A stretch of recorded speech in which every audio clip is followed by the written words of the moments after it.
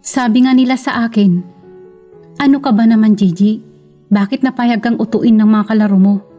Ano ka ba naman?" Edad 10 pa lang ako noon at laging inaapi ng mga kalaro at laging napapagalitan ng mga nakakatandang pinsan dahil lagi akong umiiyak na lamang. Kaya ka inuuto at inaapi kasi napayag ka. Iiyak lagi kaya naman kinaya-kaya ka nila. Saad ng pinsan ko. "Nako Ate Kai, takot lang akong lumaban ate. At isa pa, ayaw ko ng may kaaway. Gusto ko tahimik lang na buhay." Sagot ko naman. "Hay nako, madadala mo yan pagtanda mo. Baka masahol pa dyan ang mararanasan mo. Pag hindi ka marunong lumaban, bahala ka na nga, Gigi. Ang tigas ng ulo mo." At tama nga ang pinsan ko. Ngayon, tapos na ako ng kolehiyo at ang aking pinagdaanan ay hindi kakayanin ni Numan. Mga kaklase at kababata na namihasa na ako'y kanilang pagkaisahan at ako naman ay takot lumaban. Nakatapos ako ng management na halos lumuha ng dugo. Wala akong naging matinong kaibigan. Lahat sila sinamantala ang aking kabaitan. Pag hindi ko naman sila pinansin, ibubuli nila ako at sisiraan sa buong campus. Nagpalipat-lipat ako ng school para lang makatapos. "Iha, Gigi, baka naman sa trabaho mong yan. Ganun na naman ha. Maging palaban ka naman. Matanda na kami anak. Sana makita naman namin na lumalaban ka." Saad ng inay. Hindi na lang ako nagsalita kasi wala naman akong iimikin kundi, "Ayaw ko po ng kaaway, inay." Nagsasawa na ako sa dialog kong ito. May mga kapatid akong 2 lalaki. Pamilyado sila at mababait din.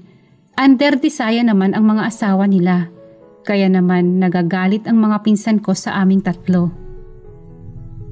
Marami akong inaplayan at talagang kapalaran ko na yatang talagang makasama na naman ang mga kababata ko at kapitbahay ko.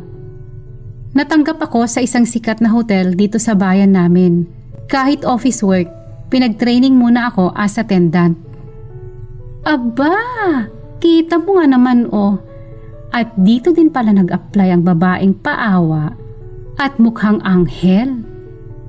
Ani Ruth, kababata ko at kaklase sa college. "Ruth, ayoko ng gulo. Kukuha lang ako ng experience at mag-a-apply ako abroad.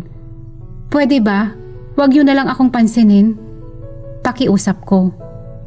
"Well, syunga ka naman eh. Your wish is my command." Ay, nakakatawa tong babaeng to. Kala mo naman ka, nakakainis. At nagtawanan na sila. Actually, wala akong naging kakampi. Lalo na sa batch namin ng mga bagong empleyado ng hotel. Dahil lahat ay ka-close ni Ruth. Maging ang mga datihang staff, nasiraan na nila ako. Hindi ko alam kung bakit ganun na lang ang kasiyahan nila na kawawain ako. Gayong mabait naman ako at hindi pala imik. May isang staff naman na matagal na sa opisina ang naawa sa akin. Kaya naman, siya ang umalalay sa akin. Unang buwan at ayos naman ang lahat. Hindi ako naimik sa grupo ni na Ruth. At dahil nga tahimik ako, sa front desk muna ako napa-assign. At isang araw, may nagreklamong guest sa akin at nawawalan daw siya ng relo. At dahil bawal ang CCTV sa loob ng room, at tanging sa pasilyo lamang makikita ang mga lalabas at napasok sa loob ng room. At nangako ako sa guest na pabubuksan ko ang CCTV at bumalik na lang siya after lunch. Kasama ang isang staff, kitang-kita namin si Ruth at isang room boy ang huling pumasok sa room. At naliligo raw ang guest. Kinig nila ang audio sa usapan ng dalawa. Nagdala sila ng bagong towel at receipt, kaya naman si Ruth ang kasama ng room boy. Sa isa pang anggulo, ang nahuling lumabas ng kwarto ay si Ruth.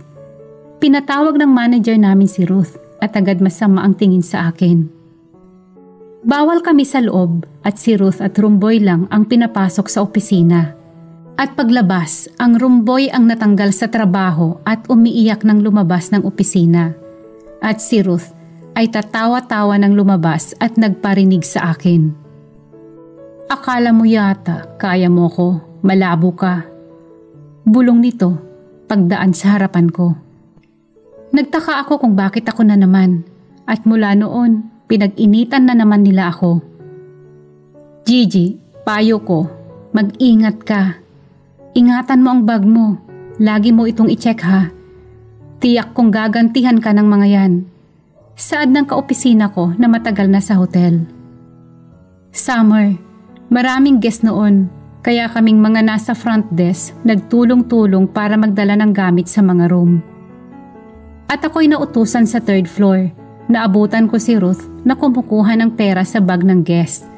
Natakot ako dahil baka ako ang pagbintangan, kaya bumalik ako at nagdahilan na magbabanyo muna. At tama ang hinala ko. Paglabas ko ng banyo, nagwawala na ang isang babae. Nawawala daw ang wallet at alahas niya. Agad akong tinanong ng supervisor at sinabi ko na nag-CR ako at hindi na ako nakapanhik pa doon. Tinanong ako kung sino ang naka-duty sa 3rd floor at muli akong naduwag. Wala akong inamin at wala akong nakita. Nakakainis ang sarili ko, natatakot na naman ako sa gulo. Hindi ko po sure ma'am. Hindi ko alam kung sino ang naka-assign doon. Sagot ko naman. Bumabang nagwawala ang guest at umalis at nagbanta na ipapablatter at ipopost niya sa FB ang hotel namin. Dahil PhilAm ito, hindi alam ang pasikot-sikot sa lugar namin. Kaya walang nagawang hakbang laban sa hotel. Nakita ko si Ruth na tatawa-tawa na naman na nakatitig sa akin. Thank you, loser. Hindi mo ako isinumbong. Bulong ni Ruth sa akin. Pag-uwi ko sa bahay, naiiyak ako at nagagalit sa sarili ko. Bakit ang tanga-tanga ko? Bakit ang duwag-duwag ko kasi? Bakit hindi mo kayang lumaban, Gigi? Bakit? Anong problema sa akin? Anong problema ko? At humagulgol na ako ng iyak sa awa sa sarili ko. Hindi na ako dumaing sa magulang ko.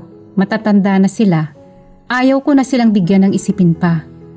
Agad akong nagpasya at nag-resign at nag-apply ako patungong Canada. At buo na ang pasya ko at ayaw ko na dito sa Pinas. Ayaw ko nang maging kawawa. Nakailang buwan na akong tambay sa bahay namin habang naghihintay ng visa.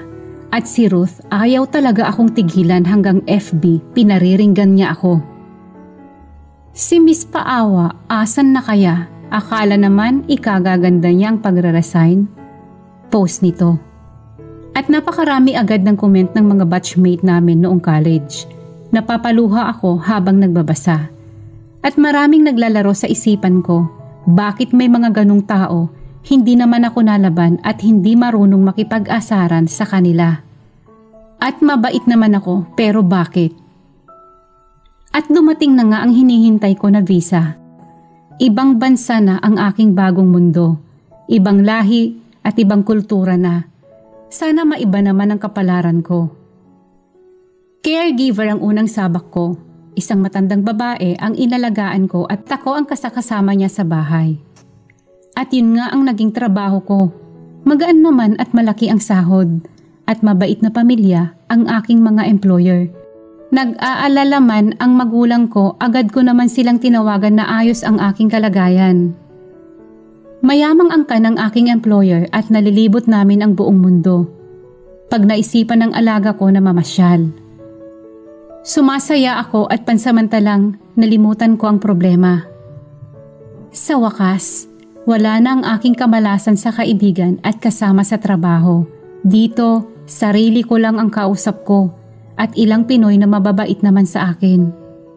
Ang magulang ko naging payapa ang kaisipan at lahat sila ay masaya para sa akin. Ang kontrata ko ay 2 taon at pumirma pa ulit ako dahil naging kapamilya ko na ang alaga kong matanda. Pero sa hindi inaasahang pagkakataon, ang aking buhay pag-ibig ay dito ko pala matatagpuan. Isang may edad ring negosyante ng sasakyan ang nagkagusto sa akin at dahil mabait naman, At nakitaan ko na mahal ako. Tinanggap ko ang pag-ibig niya. Kaibigan ng employer ko si Bart at sa edad kong 28 at siya naman ay 40, ay baliwala na sa akin ang edad. Divorce si Bart pero walang anak. Nagpaalam ako sa aking magulang at kapatid at pumayag naman sila sa relasyon namin. Nagpakasal kami at umuwi ng Pilipinas at doon na nag-honeymoon. Kumalat sa aming lugar ang naging kapalaran ko at ayan na naman sila. Kumalat na naman sa aming barangay na isa daw akong bayarang babae at yun daw ang hanap buhay ko sa Canada. Hanggang sa FB nakapost ako at nang makilala ko ang may-ari ng FB, si Ruth na naman. At may asawa at anak na ito. Lumuluha ang itay at inay ng sobra dahil sa awa nila sa akin. Matatanda na sila at awang-awa ang asawa ko. Kaya naman, ang iginanti ng asawa ko ay namili siya ng mga lupain at mga hayupan at nag-hire ng tauhan. Namili kami ng property sa mismong bayan namin at nagpagawa ng napakalaking bahay sa kabayanan. Nakilala lalo ako sa lugar namin at kinontra ng mga kamag-anak ko ang post ni Ruth at binantaan na kakasuhan. Malimit na makita ko sa lugar namin si Ruth at mga kababata ko. Binababaan ko sila ng bintana ng mamahalin naming sasakyan at ngingitian pag kami daraan. Ayaw ko ng away pero papatayin ko sila sa galit at inggit. Sobra na sila at lalaban na ako. Pabalik-balik na lang kami sa Pilipinas at Canada at lalo namang lumalago ang negosyo ni Bart. Hanggang sa magkaanak kami ng isang babae at balita ko naman kina Ruth, walang pagbabago ang kanilang buhay at hindi na umasenso pa. Ngunit isang malagim na karma ang kanilang naranasan. Isang sunog na lumamon sa halos kalahati ng aming barangay ang naganap sa dikit-dikit na mga kabahayan. At ang bahay ni Ruth ang napuruhan at wala ni isang gamit ang nailigtas. Gabi noon at kararating lang namin sa Pilipinas. Wala na ang mga magulang ko at mga kapatid sa lugar na yon. Idilipat namin sila sa mas magandang lugar kaya hindi kami nag-alala. Kaya naman halos nasa 20 pamilya ang nawalan ng bahay. Gigi, napuruhan daw ang mismong lugar ni Ruth. Ubos ang kabahayan. Nakakaawa naman. Ani kuya. Sa barangay hall lamang sila pansamantalang nanuluyan at si Kapitan ang punong abala. Agad naman si Kapitan lumapit sa akin dahil hindi na daw kakayanin ng kanilang pondo. Gigi, lalapit ako sa iyo ha. Nakakaawa ang mga kabataan at mga matatanda. Wala na kaming pondo. Saad ni Kapitan. Kami na po ang bahala, Kapitan. Tutulong po ako. Kami na ang bahala sa pansamantala nilang bahay para makalipat agad sila. Kaya kami ng asawa ko agad kumilos, tumutok kami sa mga materyales ng mga bahay at isa-isa silang nagpalista sa amin. Ngunit ang pamilya ni Ruth at ilang kababata ko hindi makalapit sa akin. Masakit man pero mas inuna ko ang mga taong may mabuting kalooban at sila ay hinintay kong lumapit at humingi ng paumanhin sa akin. Pero bigo ako, nagmataas pa rin si Ruth at hindi humingi ng tulong sa akin. Sa loob ng isang buwan, nakalipat na ang nasa 15 na pamilya sa simpleng bahay na pinagawa namin. Kahit yari lamang sa plywood, masaya na sila at nakakabangon muli. Binigyan ng asawa ko ng hanap buhay at panimulang kabuhayan. Nagtayo kami ng gawaan ng sasakyan at tindahan ng parts ng mga sasakyan na yari sa Pinas. At pinalabas pa ni Ruth na mayabang ako at pinaikot ko daw ang kano na asawa ko. Masakit dahil may mga taong sa hirap na pinagdadaanan nila. Nagagawa pa rin nilang magsalita ng masama sa kapwa nila. Kamamatayan ko na ang ugali ni Ruth, anak. Hindi ko na alam kung saan nahugot ng galit sa iyo ang kababata mong yan. Ani tatay. At dumating muli ang karma ni Ruth. Nagkasakit ang dalawa niyang anak at nag-agaw buhay ang mga ito. Dahil na rin siguro sa hirap ng kanilang pinagdadaanan at isang umaga, halos lumuhod si Ruth sa unahan ng gate namin at nagmakaawa. Gigi, Parang awa mo na. Parang awa mo na ang anak ko. Kailangang salinan ng dugo at kailangan na ngayong umaga. Walang-wala kami, Gigi. Dahil alam mo naman na nasunugan kami. Parang awa mo na. Parang awa mo na. Saad nito sa akin na umiiyak. Nilapitan ko si Ruth at hinawakan ko ang kanyang kamay at pinatayo siya. Ruth, hindi ako masamang tao at alam mo yan. Oo naman, tutulungan ko ang anak mo. Sana lang itigil mo ng iyong galit sa akin. Ano ba ang nagawa ko sa iyo? Sana maging aral na ito sa iyo. Dahil sa oras ng kagipitan, tayo lamang ang magtutulungan. Wika ko kay Ruth. Salamat, Gigi. Naiinggit kasi ako sa iyo. Kasi ang bait-bait mo. Patawarin mo sana ako. Bata pa lang tayo, napakalambot na ng puso mo. Naiinis ako. Patawad. Maling-mali ako, Gigi. Maling-mali ako. Sana mapatawad mo ako. Umiiyak na paghingi ng tawad ni Ruth. Agad ko namang pinagamot ang dalawa niyang anak sa Maynila at sila'y gumaling agad. Napakalaking halaga ang kinailangan ng anak ni Ruth at maging sa gamot napakamahal. Ipinakita ko kay Ruth na ako pa rin ang dating Gigi, malambot ang puso kanino man. Sa kasalukuyan, magkumare na kami ni Ruth at binigyan ko siya ng trabaho sa opisina ng aming tindahan ng sasakyan. Ipinakita ko sa kanya na mas magandang mabuhay kung walang kaaway. Wakas.